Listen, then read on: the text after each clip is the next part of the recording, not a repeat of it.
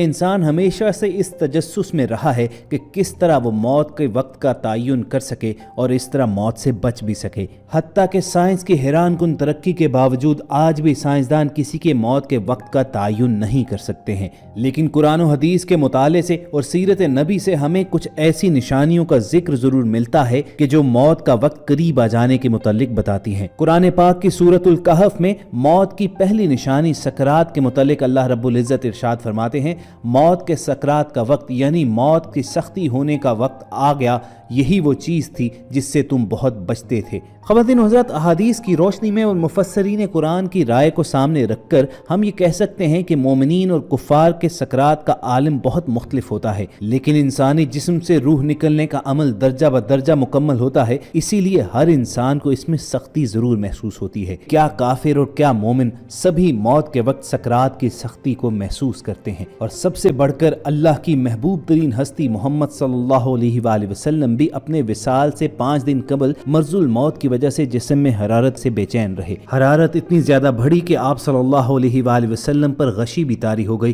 حتیٰ کہ آپ صلی اللہ علیہ وآلہ وسلم نے فرمایا، مجھ پر مختلف کنووں کے ساتھ مشکیزے پانی بہاؤ تاکہ میں لوگوں کے پاس جا کر وصیت کر سکوں۔ اس فرمان کی تکمیل میں آپ صلی اللہ علیہ وآلہ وسلم کو سہارا دے کر بٹھا دیا گیا، اور پھر آپ صلی اللہ علیہ وآلہ وسلم کے جسم اطہر پر اتنا پانی بہایا گیا کہ آپ اپنی زبان مبارک سے بس بس کہنے لگے۔ اللہ کی یہ محبوب ترین ہستی بھی اپنے وصال کے آخری لمحات میں اپنے دست مبارک کو پانی میں ڈبوتے اور پھر اپنے چہرے پر پھیرتے اور لا الہ الا اللہ کا ورد کرتے۔ پھر رسول کریم صلی اللہ علیہ وآلہ وسلم فرماتے، بے شک موت سکرات اور شدید ہے۔ ان تمام اقوال مبارک اور افعال مبارک سے یہ ثابت ہوتا ہے کہ بے شک موت کی سختیاں پیغمبران کرام پر بھی آتی ہیں۔ خواتین و حضرات، اگر سکرات کا جائزہ لیا جائے تو یہ وہ علامات، وہ نشانیاں، وہ تکالیف ہیں جو براہ راست انسان پر اس وقت نازل ہوتی ہیں جب اس کی روح نے جسم سے پرواز کرنی ہو، اور یہ تکلیف انسانی جسم کے تمام اجزاء اور اعضاء کو گھیر لیتی ہے۔ پھر یہ تکلیف جسم کے ہر حصے میں پھیل جاتی ہے اور اللہ کے حکم سے ہر رگ،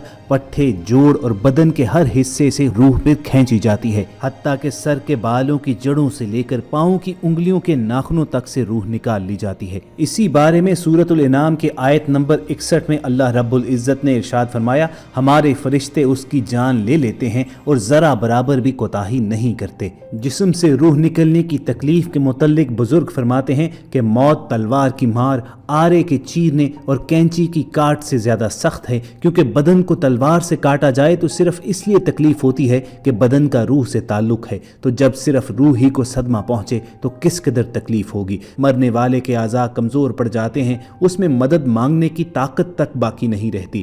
یہ تکلیف عقل کو بھی ڈھانپ لیتی ہے، اوسان خطا کر دیتی ہے اور زبان کو بولنے سے روک دیتی ہے۔ موت کے وقت انسان چاہتا ہے کہ روئے، چلائے اور مدد مانگے، لیکن وہ ایسا نہیں کر سکتا، اور اگر کچھ قوت باقی رہتی بھی ہے تو روح نکلنے کے وقت اس کے حلق اور سینے سے صرف آوازیں ہی سنائی دیتی ہیں۔ انسان کی رگیں کھینچ لی جاتی ہیں، حتیٰ کہ آنکھوں کے ڈیلے پلکوں کی طرف اٹھ جاتے ہیں، ہونٹ سکڑ جاتے ہیں، زبان اپنی جڑ کی طرف کھنچ جاتی ہے اور انگلیاں نیلی پڑ جاتی ہیں۔ ایسے بدن کا حال نہ پوچھو جس کی ہر رگ کو کھینچ لیا گیا ہو۔ پھر ایک ایک کر کے ہر عضو میں موت واقع ہوتی ہے، پہلے اس کے قدم ٹھنڈے پڑتے ہیں، پھر پنڈلیاں اور رانیں ٹھنڈی پڑ جاتی ہیں، بدن کے ہر عضو میں نئی سختی اور شدت پیدا ہوتی ہے، حتیٰ کہ گلے تک نوبت پہنچ جاتی ہے۔ اس وقت اس کی نظر دنیا اور دنیا والوں سے پھر جاتی ہے، اس پر توبہ کا دروازہ بند ہو جاتا ہے اور اسے حسرت و ندامت گھیر لیتی ہے۔ جدید میڈیکل سائنس تو سکرات کی حالت کو نہیں مانتی، مگر ہم جانتے ہیں کہ یہ وہ وقت ہوتا ہے جب رخصت ہونے والا لینے آنے والوں کو محسوس کرنے لگتا ہے، دیکھنے لگتا ہے۔ ایسے موقع پر اس کے منہ سے کچھ ایسے الفاظ نکلتے ہیں جنہیں سن کر ڈاکٹرز کا کہنا ہے کہ اسے ایلوژن ہو رہی ہے، یہ ہیلوسینیٹ کر رہا ہے۔ جسم جب کمزور اور لاغر ہوتا ہے تو ایلوژنز ہوتی ہیں، ہیلوسینیٹ انسان کرتا ہے، مگر سکرات کا عالم ہیلوسینیشن نہیں ہے۔ اہل علم اس بات کو اچھی طرح جانتے ہیں کہ موت سے کچھ عرصہ پہلے جب دھڑکنیں بے ترتیب ہو جاتی ہیں، نبض کو ہاتھ سے محسوس کرنا مشکل ہو جاتا ہے، تو یہ اشارہ ہے کہ یہ اعضاء اپنا وقت پورا کر چکے ہیں اور ان قریب اس کی زندگی کا چراغ بجھنے والا ہے۔ آخری وقت تک انسان کی دیکھنے اور سماعت کی حس کام کر رہی ہوتی ہے۔ کچھ لوگ ایسے وقت پر مریض کو کلمہ پڑھنے پر مجبور کرتے ہیں، لیکن احسن فعل یہ ہے کہ مریض کے کانوں کے پاس آہستہ آواز میں یہ کلمات ادا کیے جائیں تاکہ وہ سنے، کیونکہ اس کی سماعت کی حصیں کام کر رہی ہوتی ہیں۔ اور پھر وہ وقت بھی آتا ہے کہ جب یہ حسیات بھی ختم ہو جاتی ہیں، آنکھوں سے زندگی کا خاتمہ ہو جاتا ہے اور مرنے والے کی آنکھیں کھلی کی کھلی رہتی ہیں۔ مرنے کے بعد آنکھیں کھلی رہنے کے متعلق سائنس تو اس کا جو بھی جواب دے، لیکن ایک مسلمان کے لیے اس سے بڑا حکمت افروز جواب کیا ہو سکتا ہے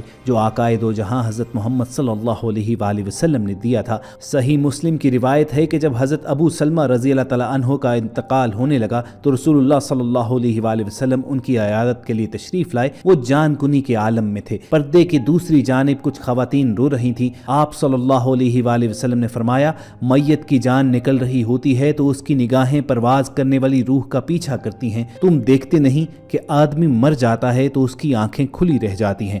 جب حضرت ابو سلمہ رضی اللہ تعالیٰ عنہ کا دم نکل گیا تو آپ صلی اللہ علیہ وآلہ وسلم نے اپنے دست مبارک سے ان کی آنکھیں بند فرما دی۔ پھر آپ صلی اللہ علیہ وآلہ وسلم نے عورتوں کو تلقین کی کہ اپنے لیے بد دعا نہیں بلکہ بھلائی کی دعا ہی مانگے، کیونکہ فرشتے میت اور اس کے اہل خانہ کی دعا یا بد دعا پر آمین کہتے ہیں۔ موت پر انسان کے اعمال کا رجسٹر بند کر دیا جاتا ہے، موت پر توبہ کا دروازہ بند اور جزا و سزا کا وقت شروع ہو جاتا ہے۔ رسول کریم صلی اللہ علیہ وآلہ وسلم نے ارشاد فرمایا، اللہ تعالیٰ بندے کی توبہ قبول فرماتا ہے یہاں تک کہ اس کا آخری وقت آ جائے۔ خواتین حضرات، موت ایک ایسی حقیقت ہے جسے ہر مذہب کا ماننے والا بلکہ لا مذہب بھی مانتا ہے، لیکن آج ہر ایک اپنی موت کو فراموش کیے ہوئے ہے۔ بہرحال جو لوگ اللہ اور اس کے رسول صلی اللہ علیہ وآلہ وسلم ہی کے منکر ہیں، ان سے اس بات کا کیا شکوہ؟ افسوس تو مسلمانوں پر ہے کہ دنیا کو آخرت کی کھیتی ماننے کے باوجود موت سے اور اس کی تیاری سے غافل ہیں۔ رسول کریم صلی اللہ علیہ وآلہ وسلم فرمایا کرتے،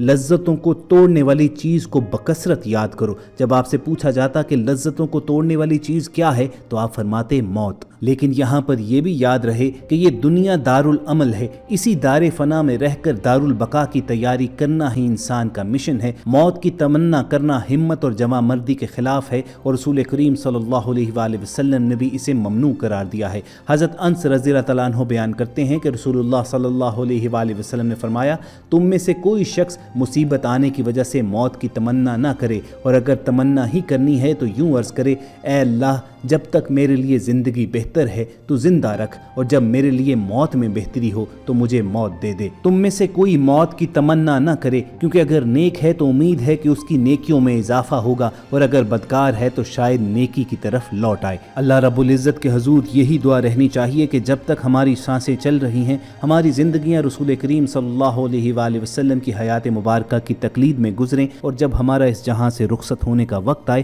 تو ہم پر موت کی سختیوں کو آسان فرمائے اور ہمارا خاتمہ بالایمان کرے۔ اگر آپ کے دل کی بھی یہی آرزو ہے تو کمنٹ سیکشن میں آمین ضرور لکھیے گا۔ ہماری کوشش ہوگی کہ بہت جلد ایسی ہی اسلامی اور اصلاحی ویڈیو کے ساتھ دوبارہ ملاقات ہو، اور یہ ویڈیوز حاصل کرنے کے لیے آپ ریڈ بٹن پر کلک کر کے اور بیل آئیکن کو پریس کر کے ہمارے چینل کے سبسکرائبر ضرور بنیے۔ اگلے سیشن تک اجازت دیجیے، اللہ حافظ۔